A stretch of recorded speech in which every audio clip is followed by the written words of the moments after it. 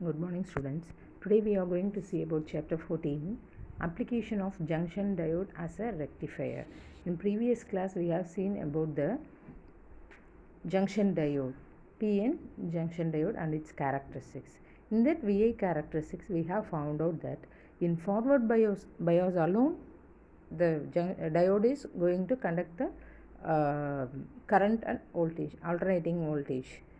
Okay, so using that property we are going to make it as a rectifier. How it is working as a rectifier we can find it out. So here the VI characteristics of a junction diode current pass only in forward bias. If an alternating voltage is applied across a diode, the current flows only in the part of the cycle when the diode is in forward bias. That is, only in forward bias the junction diode won't work. In reverse bias also it is working, but there is very feeble current and it can be negligible Okay, this property is used to rectify alternating voltages. The current used for this purpose is the circuit used for this purpose is called as rectifier. The circuit used for this purpose is called a rectifier. If an alternating voltage is applied across a diode in series with a load, see the diagram.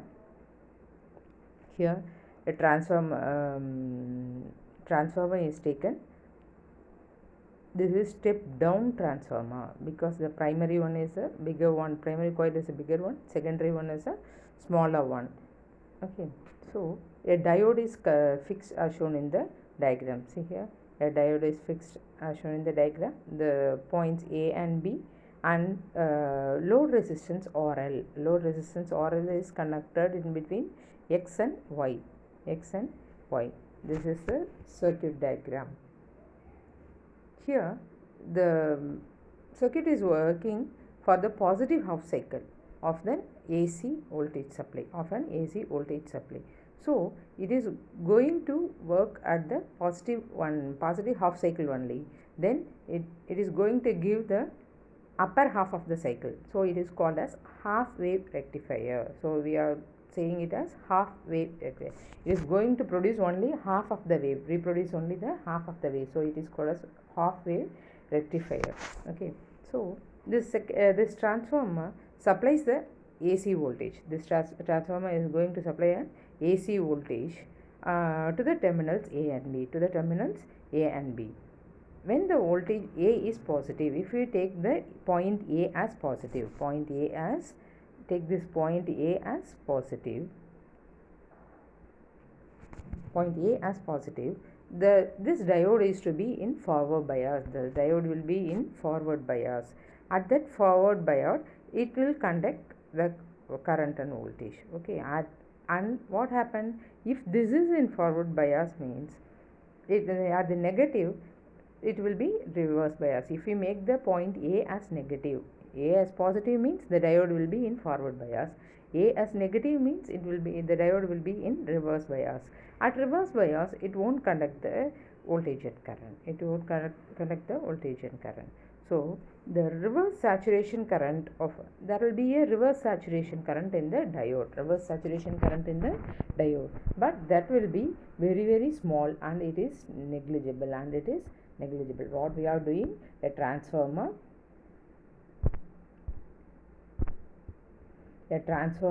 is connected. This is a step down transformer and we are applying a voltage in it, and a diode is connected with one end the X and Y. Load resistance RL is connected between the 2 points X and Y. So that if we are making the point A as positive, means the diode will be in forward bias.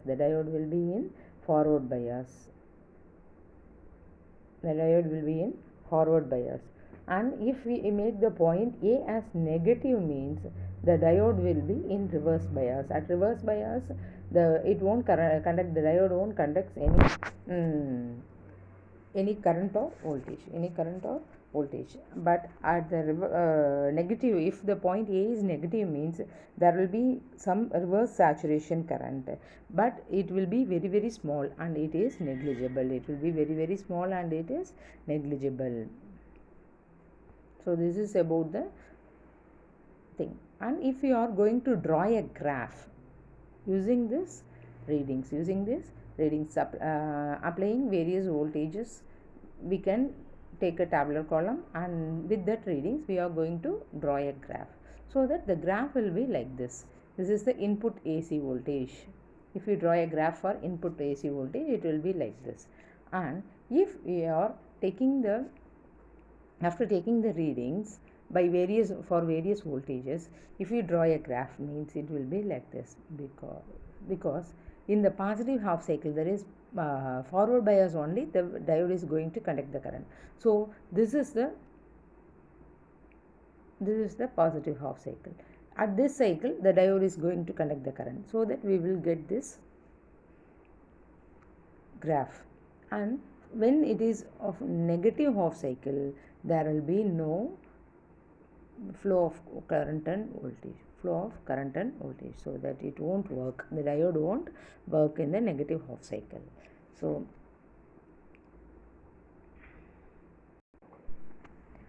that it for the negative half cycle there will be no supply of current or voltage in this diode won't works. So that we will get the positive half cycles only, output voltage across RL. We can take the output voltage across the RL. Okay, so this is about the half wave rectifier. So the whole full AC voltage, voltage will be rectified into alternating voltage will be rectified into positive half cycle only. So this is called as half wave rectifier. This is about the half wave rectifier. Then we can see about full wave rectifier. How this can be make it as a full wave rectifier means, for this purpose we are going to use two diodes. Together. In the first full half wave rectifier we use only one diode. Now here we are going to use two diodes. Here we are going to use two diodes.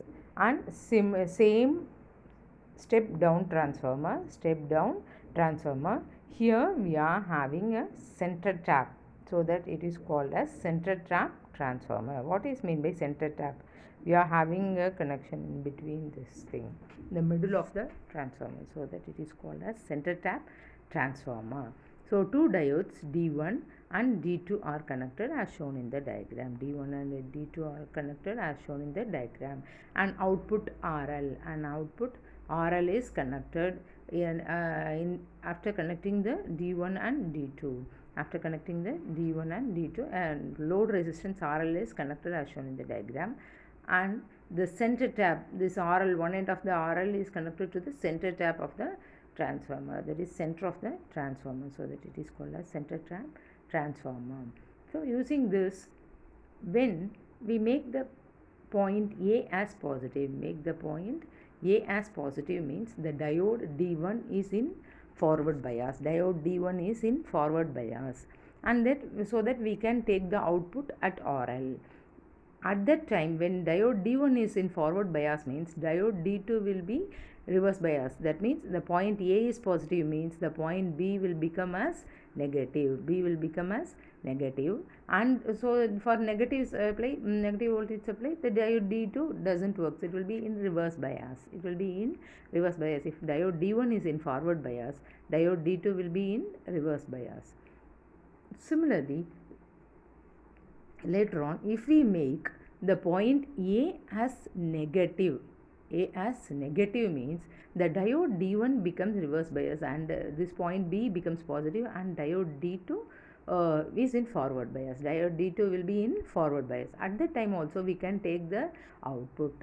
When the diode D1 is positive and diode D2 is forward, diode D1 is forward bias, diode D2 in reverse bias, means we can take the output at that time. Secondly, After making diode D1 as a reverse bias and diode D2 as forward bias, means at that time also we can take the output. We can take the output from RL and drawing a graph. Drawing a graph means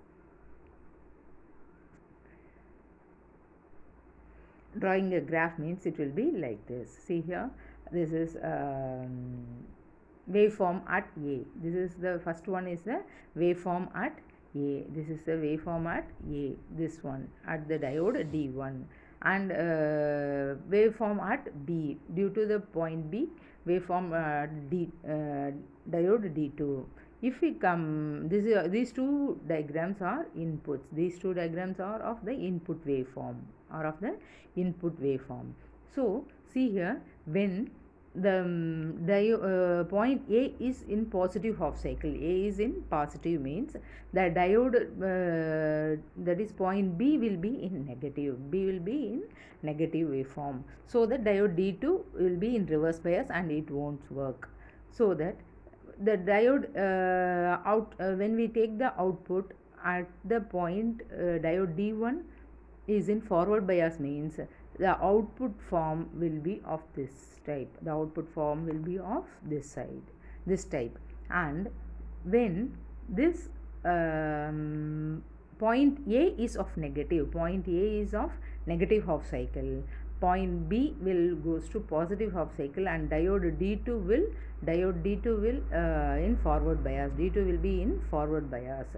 So that see here, diode due to D2. So that this graph, third graph, due to D1 means it is of the diode D1, it is of the output of the D1, and this is due to D2 means it is of the diode D2. For this is in forward bias, and this is of due to D1 means the diode D1 is on forward bias and D2 is on reverse bias. This is of due to D2 means the diode D2 will be in forward bias. So I think you have understand the thing. So this is the full wave rectifier.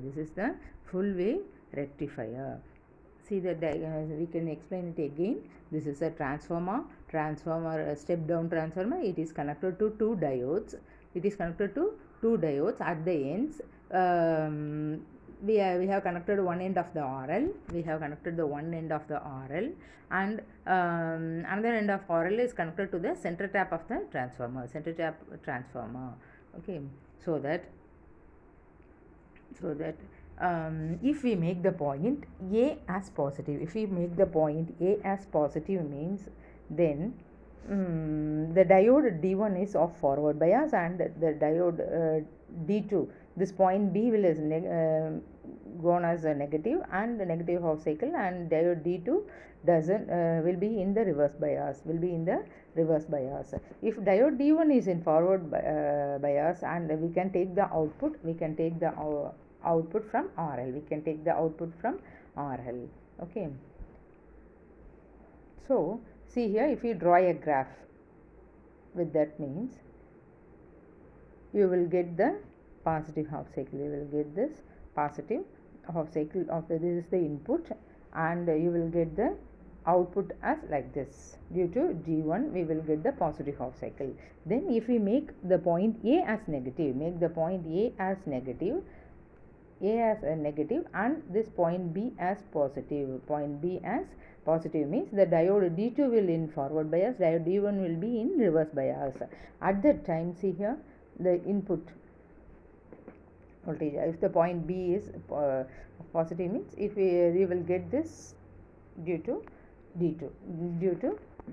Okay, so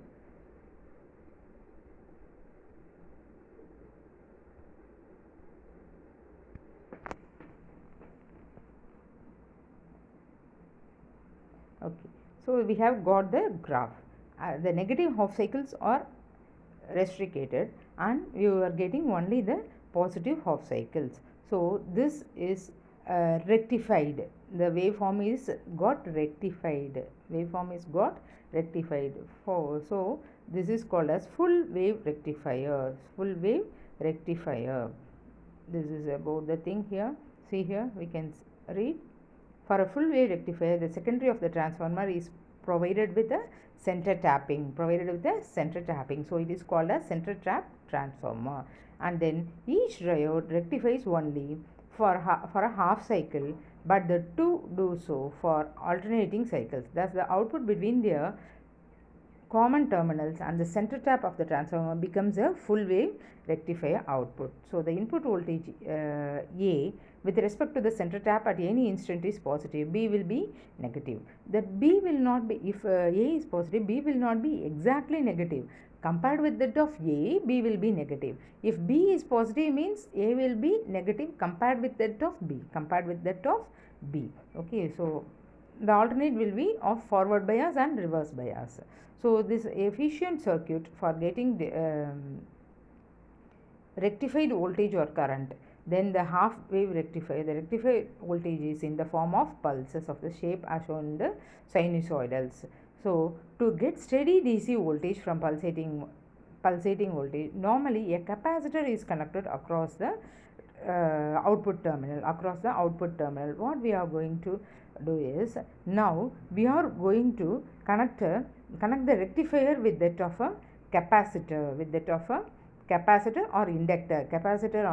See this diagram. To get the steady DC output voltage,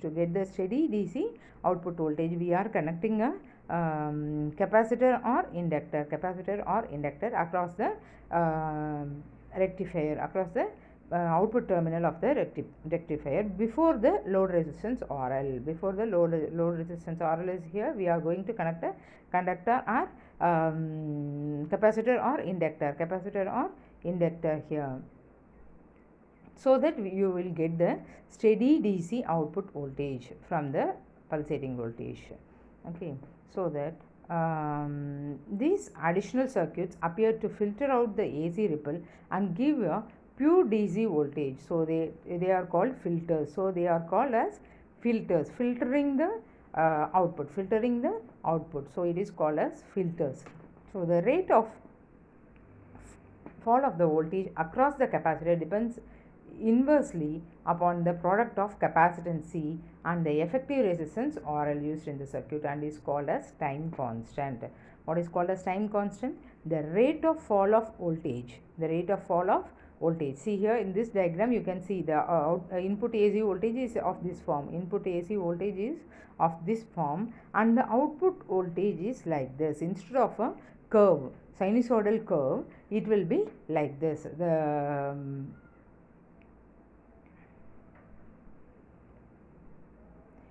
output voltage will be of almost of straight line.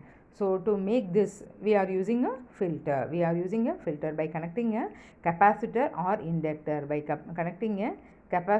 inductor.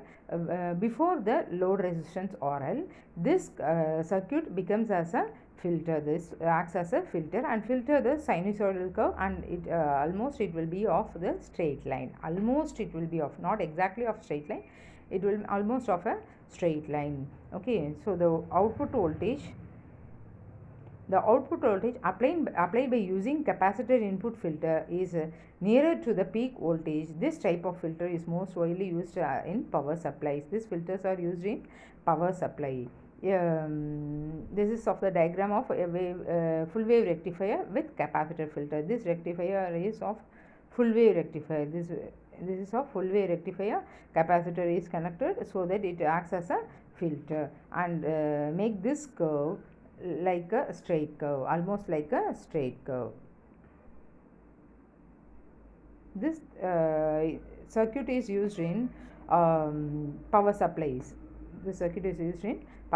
Now we can see about the optoelectronic junction devices. We have seen about the full wave rectifier, half wave rectifier, full wave rectifier, and then filters. We have seen all these things. Now we can see about the optoelectronic junction devices. What is meant by optoelectronic junction devices? Semiconductor devices in which the carriers are generated by photons. These devices are called as optoelectronic devices. Okay, so here after seeing these devices you can understand what is meant by optoelectronic devices. The photodiodes, these photodiodes are used for detecting optical signals, that is photo detectors, and then light emitting diodes, LED. We are saying this thing, I think this thing you have known about this, which convert electrical energy into light. This LED will be converting electrical energy into light. And photovoltaic devices, which convert optical radiation into electricity. Optical radiation, that is that optical radiations, light radiations into electricity, that is solar cells. That is about the solar cells. Okay, so what is meant by photodiodes? We can see in detail about these three things. These three things commonly called as optoelectronic junction devices. Optoelectronic junction devices. Now we can see about the photodiode. What is meant by photodiode? It is again the PN junction diode. Fabricates with a transparent window to allow light to fall on the diodes, which allows to fall on the diodes. When the photodiode is illuminated with light, that is of photons, you can see this diagram here. See here, this is junction diode P type and N type. P type and N type means PN junction diode. The photons are falling on this. The photons are falling here on the diode. The photons are falling on the diode. Photons are falling on the diode. The energy of the photon will be h nu. The energy of the photon will be of h nu. H nu amount of photon is going to fall on the junction diode. Then and Eg will be the energy gap between the junctions, energy gap between the junctions, so that this energy h nu will be greater than that of Eg, So electron hole pairs are generated due to the absorption of photons. The photons will be absorbed by the junction diode, so that there will be a electron hole pairs. Electron hole pairs will be formed. Electron hole pairs will be generated here. Electron hole pairs will be generated here. So the diode is fabricated such that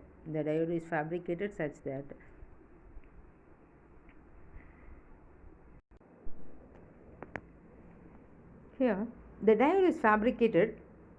Electron hole pairs are generated due to the absorption of photons. What happened if the photons are, the junction is the PN junction, the photons are falling on the PN junction, then electron hole pairs are produced here, generated. Electron hole pairs are produced here. So the diode is fabricated such that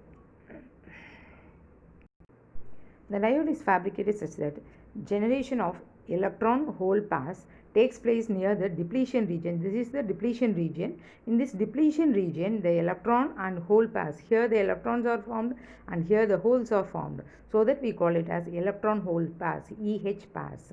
EH pairs takes place near the depletion region. This is the depletion region. Due to the electric field of the junction, electron and holes are separated before they recombine. Before they combine together here in the junction, the electric field is formed. Due to that electric field of the junction, electrons and holes are separated. The direction of the electric field is such that electron reach N side. So what happened? The electron will reach N side and the holes will reach the P side. The holes will reach on the P side. See here what will happen. The electron and holes are separated, so that the direction of electric field is such that electron reach N side, and the electron will reach N side and the holes will reach off P side. So electron collected on N side and holes collected on P side. Electrons will be collected on N side and holes will be collected on P side, giving rise to the EMF. There will be an EMF because of this transition of electrons and holes. holes. So the change in current with change in light intensity, if a reverse bias is applied, thus the photodiode can be used as a photodetector to detect optical signals. If there is an optical signal, means this photodiode will observe the signals, and it will show that how much intensity of the light is optical signals are crossing that, so that we can draw a graph using this. We can draw a graph, and the graph will be like this. So this photodetectors, that PN junction diode acts as a photodetector, and we can detect the lights and photons of energy, having some energy. So this is called as photodetectors. The remaining things we can study in the next class regarding the light emitting diodes and photovoltaic devices. That is of solar cells. I think now you can understand what is meant by photodiodes. Photodiodes are photodetectors. This is used to detect the optical signals, that is light signals. Using these photodiodes we can detect the signals we are receiving. Okay, thank you students.